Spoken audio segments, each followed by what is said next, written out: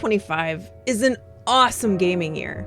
Actually, since the beginning of 2023, gamers have had so many choices. There's so many big experiences. How can you possibly get to all of them unless you do this for a living? My backlog is miles long, but my spare time is not. So how do we pick and choose what to play? It's all about personal choice. Gameplay trailers, advertising dollars, and your willingness to spend your hard-earned bucks on a game outside of the AAA safe bets, which actually aren't safe in the modern gaming era. It's really hard for indie games and smaller studios with tighter budgets to get that mind share without the market budget. Content creators have become more of a mainstream way for people to get a good feel for what to buy next, and it's a great relationship, particularly between those small ventures and content creators, because it's mutually beneficial, at least when your game is good. Today I want to talk to you about a game that blew my summer sandals off. Or perhaps maybe my Victorian overshoes? This isn't so much as a full review, but it's a love letter. It's a love letter to Eriksholm, the Stolen Dream. What is Eriksholm? Well, let me tell you. Broken down through the different aspects of the game, let's start with gameplay. Eriksholm, the Stolen Dream is an isometric, narrative-driven stealth adventure game.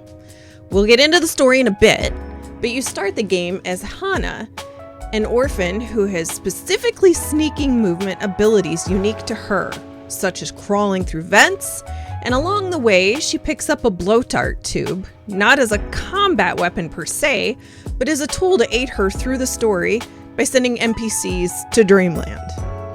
As the game continues, you pick up 2 other characters to include in your party. Alva, an agile climber who uses roof drains to climb up, and a slingshot to toss rocks for distraction methods. And Sebastian, a swimmer and a beefier guy who can sneak up and choke into unconsciousness NPCs that are in the way. The game revolves around levels that challenge you as the player to swap between each of these characters' unique abilities on the fly to navigate a map, solve puzzles, and advance the story. They need to work as a team to complete the level. The core gameplay revolves around stealth mechanics. Stealth, stealth, stealth. Players must pay attention to enemy patterns. Use the unique talents of Hannah, Alva, or Sebastian to create distractions and perform non-lethal takedowns. There are flocks of birds that can trigger guard alerts, which you need to either avoid or use to your advantage. And in the cases where you do render a guard unconscious, you have to hide the bodies or it will count as a fail and the game will reload. Crouching in the shadows or long grasses are key to avoiding detection. Thankfully, the game is very forgiving in its use of autosave. If spotted, the game fades to black and resets to a recent checkpoint, emphasizing careful planning over combat. Exploration plays a key role, with handcrafted levels featuring multiple paths, secret areas, and collectibles scattered across diverse city districts that reflect varying cultures and socioeconomic conditions. Puzzles often require combining character skills, such as Hannah squeezing through tight vents, Alva scaling drain pipes, or Sebastian traversing water to access new areas or outsmart guards, blending puzzle solving with tense stealth sequences.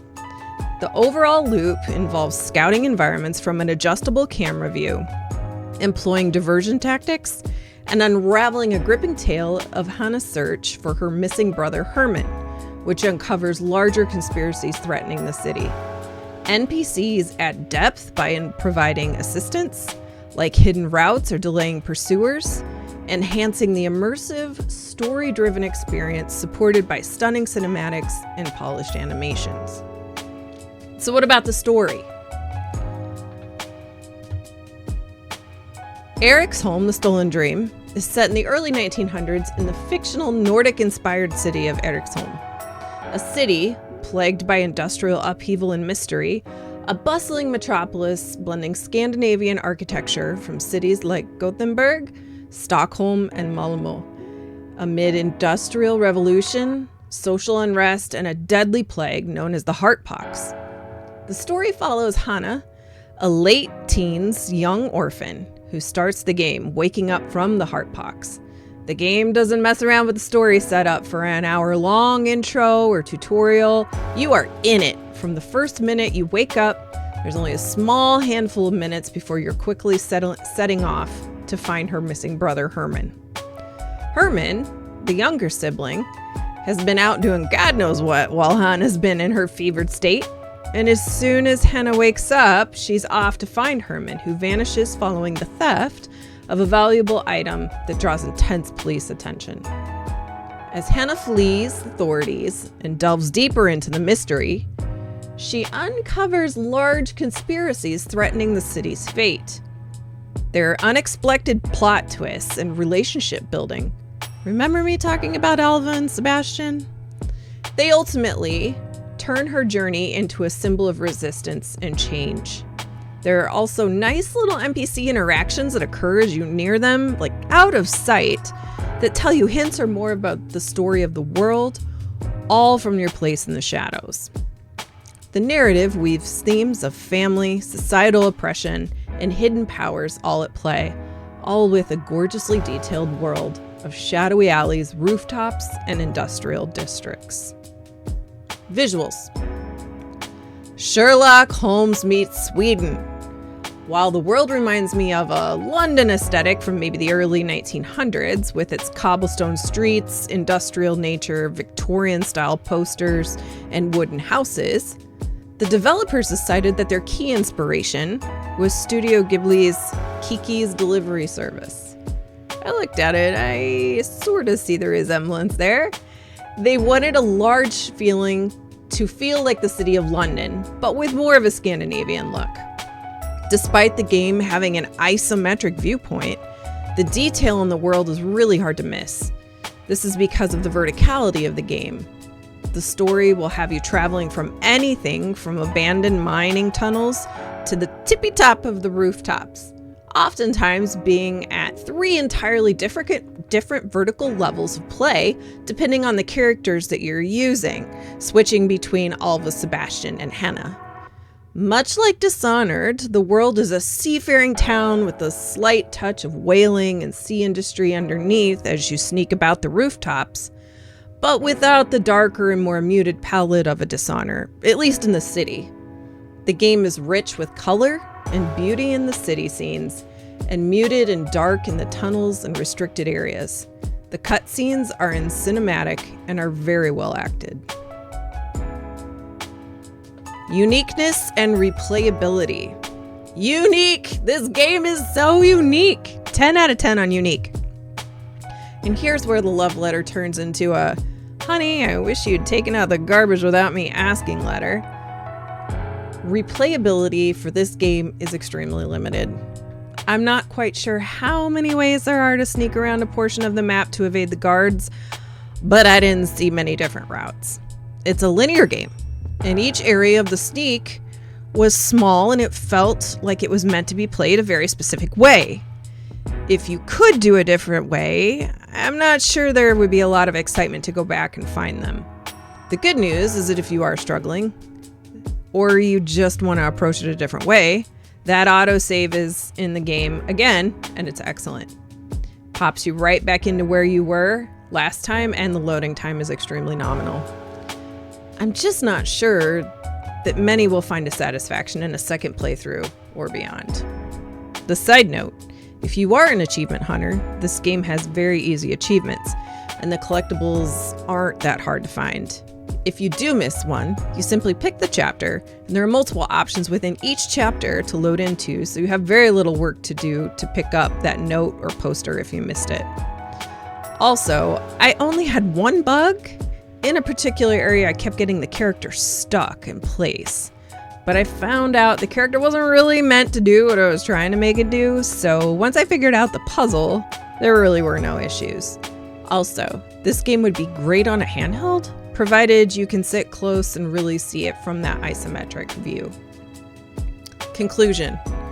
I really, really love this game. For the first time in I don't know how long, this game made me go, wait, no, wait, it's over already? No, I want more.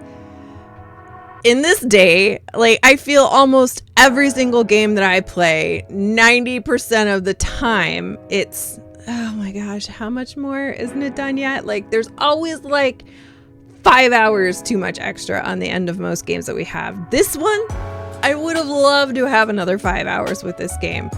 It's so great. I just really love it. That's it. I mean, I want more. At roughly 12 hours to finish it for myself, it understayed its welcome. I seriously hope there's an Eriksholm 2 where we get to see what's next for our characters. If not, the story had a good ending that I am satisfied with. It's really difficult to do that. Leave people wanting more, but yet also say, that was it. That was really good and that was great. Eriksholm is in my very short list of games for 2025 for Game of the Year.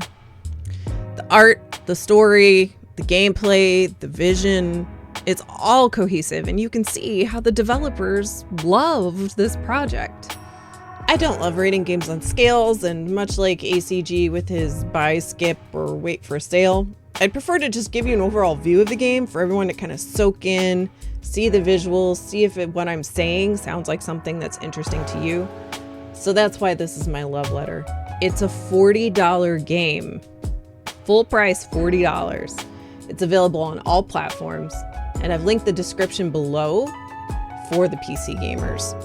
I've thought many times about how to do a full review of a game, and while I find my feet on how to present my own review of the game, Eriksholm is just so good, I needed to talk about it. I hope you liked the video. Give a thumbs up and a sub so you can catch my other content. I go live talking about a variety of gaming topics while playing on stream, as well as make content like this regarding new games and trends. Thanks for watching, and I'll see you again soon.